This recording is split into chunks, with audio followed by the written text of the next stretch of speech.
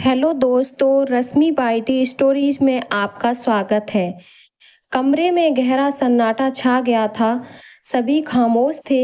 दीनानाथ जी को समझ नहीं आया। कल तक चहकने वाली रूपा और उसे देखकर खुश होने वाली शांति जी गुमसुम बैठी थी। दीनानाथ जी ने चुप्पी तोड़ते हुए कहा, रूपा, क्या बात है?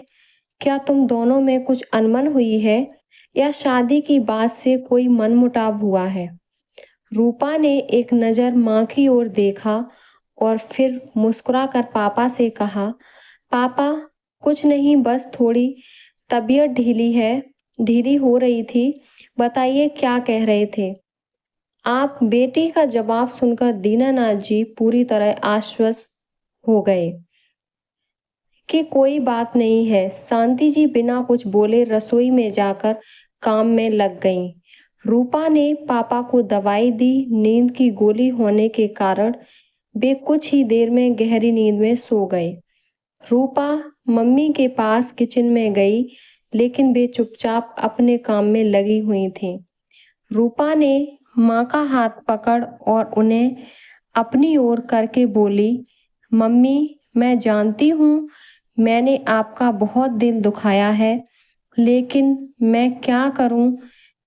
मुझे भी नहीं पता कि ये सब कब हो गया। मैं जब कॉलेज गई थी तो किसी से बात भी नहीं करती थी, लेकिन न जाने कब सिवाय मेरी जिंदगी में आ गया। शांति जी ने कहा, सिवाय तुझे यह समझ नहीं आया कि हम कैसे माहौल में रहते हैं। यह शहर नहीं है कि तुम कुछ भी करो, यहाँ समाज के साथ चलना पड़ता है। तेरे पिता एक अध्यापक हैं, तुझे पता है उनकी कितनी इज्जत है गांव में।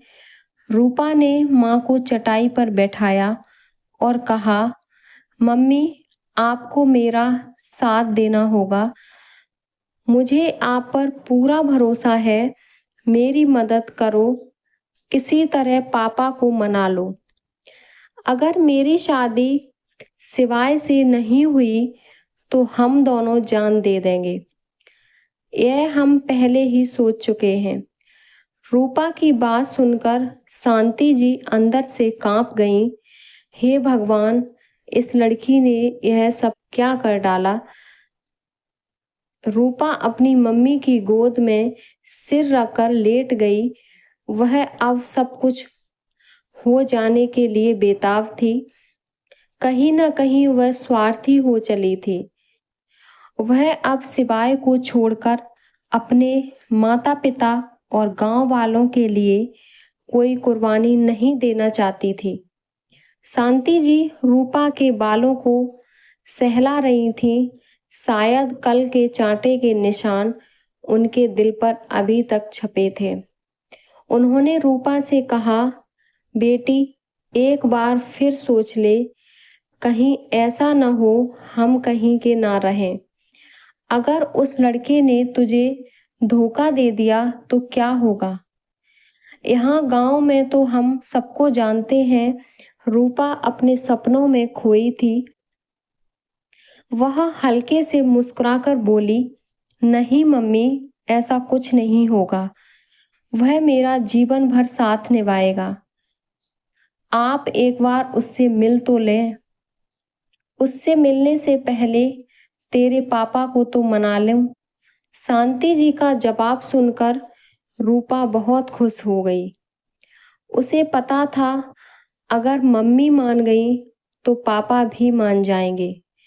तभी गिलास गिरने की आवाज से दोनों चौंक गईं। दोनों भागकर दीनानाथ जी के कमरे में पहुंची। कांच का गिलास गिरा हुआ था। जमीन पर कांच बिखरा पड़ा था। रूपा कांच समेटने के लिए कोई कागज ढूंढ रही थी। शांति जी ने अपने पति की ओर देखा। उन्होंने रूपा के हाथ को पकड़ा तो रूपा चौंक गई। उसने मम्मी की ओर देखा। उनके आंसू बह रहे थे। मम्मी, क्या हुआ? तभी उसकी नजर अपने पापा पर पड़ी। गुस्से से तमतमाया हुआ चेहरा, आंखों में आंसू भरे हुए वे शांति जी को घूर रहे थे। शांति जी उनके पास आईं, उनका हाथ अपने हाथ में लेकर बोली, आप गुस्सा न करें, आपकी तबीयत खराब हो जाएगी। भगवान के लिए गुस्सा ना करें। अब जीना कौन चाहता है? काश मैं ये सब देखने से पहले मर गया होता। दीनानाथ जी यह कहकर चुप हो गए। रूपा की रूह कांप गई थी। पापा ने उसकी और मम्मी की सारी बातें सुन ली। पापा ने उसकी और मम्मी की सारी बातें सुन ली थी। रूपा थर थर कांप रही थी। अगले ही पल दीनानाथ जी ने चिल्लाते हुए कहा, शांति जी, इसे इसे कहो कहीं चली जाए यहाँ से। मैं इसकी शक्ल भी नहीं देखना चाहता। आज ही रात की गाड़ी से इसे वापस भेज दो। शांति जी बोली, मेरी बात तो सुनिए, इसे भेज दूंगी, बस आप गुस्सा मत कीजिए। आपकी तबीयत बिगड़ जाएगी। मैं आपके हाथ जोड़ती हूँ, गुस्सा मत कीजिए। रूपा, तू अभी यहाँ से चली जा, अपनी किसी सहेली के यहाँ। शांति जी ने गुस्से में रूपा को कहा। रूपा चुपचाप घर से बाहर निकलकर अपनी सहेली आशा के घर पहुंच गई। वह अकेली थी, उसे रूपा के बारे में सब पता था। आशा ने रूपा को देखा और बोली, क्या हुआ, सब ठीक है ना? मुझे लग रहा है कि तेरे घर पर सब पता लग गया। रूपा के आंसू आ गए। वह बिना कुछ बोले आशा के गले लग गई और फूट फूट कर रोने लगी। आशा उसे चुप कराने की कोशिश कर रही थी, लेकिन रूपा का रोना रुक नहीं रहा था। जैसे किसी झनक के साथ अंदर सब कुछ टूट गया। इस प्यार के चक्कर में वह अपने मम्मी पापा के दुख का कारण बन गई थी। आशा ने उसे पानी लाकर दिया। पानी पीकर रूपा पास पड़े सोफे पर बैठ गई। उसने आशा को अपने पास बिठाया और बोली, आशा, मैं मर जाऊंगी, कुछ समझ में नहीं आ रहा, क्या करूं? एक तरफ मेरे मम्मी पापा हैं और दूसरी तरफ सिवाय, मैं किसी को नहीं छोड़ सकती। आशा ने उसकी पीठ पर हाथ फेरते हुए कहा, तू चिंता मत कर, सब कुछ वक्त पर छोड़ दे। अब तेरे हाथ में कुछ नहीं है। तूने जो करना था वो कर दिया। अब बस एक बात मान ले, अगर सिवाय तेरे भाग्य में होगा तो वह तुझे मिल जाएगा। घबरा मत, परेशान होने से कुछ नहीं होगा। दोनों सहेली बहुत देर तक बात करती रहीं। कुछ देर बाद शाम होने वाली थी। रूपा आशा को लेकर छत पर पहुंच गई। वह जाते ही उसने सिवाय को फोन किया और उसे सारी बात बता दी। सिवाय ने यह सुना और वह बोला, रूपा, घबराओ मत, सब ठीक हो जाएगा। बस एक बार अपने मम्मी पापा से मेरी मुलाकात करा दो। मैं किसी भी तरह उन्हें मना लूंगा। रूपा बोली, हाँ, शायद यही ठीक रहेगा। तुम रुको, मैं पापा से बात करके तुम्हें बताती हूँ। फोन रखकर रूपा पलटी तो सामने आशा खड़ी थी। आशा ने कहा, रूपा, क्या कर रही है?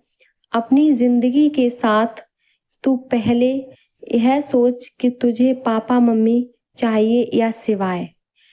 रूपा ने कहा, लेकिन मुझे तो दोनों चाहिए। आशा यह सुनकर थोड़ा परेशान हो गई।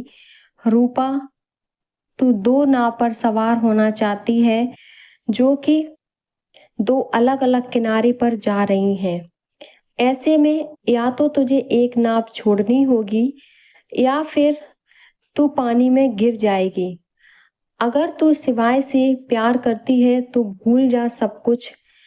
अपना बैग उठा और जाकर सिवाय से बोल, वो तुझसे शादी कर ले। शादी के बाद आकर अपने मम्मी पापा को मना लेना। वे नहीं माने तो जाकर शिवाय के साथ खुश रहना। रूपा गहरी सोच में पड़ गई। फिर बोली, नहीं, मैं मम्मी पापा का दिल नहीं दुखाना चाहती। मैं मम्मी पापा का दिल नहीं दुखाना चाहती हूँ। मैं उनकी रजामंदी से शिवाय से शादी करना चाहती हूँ।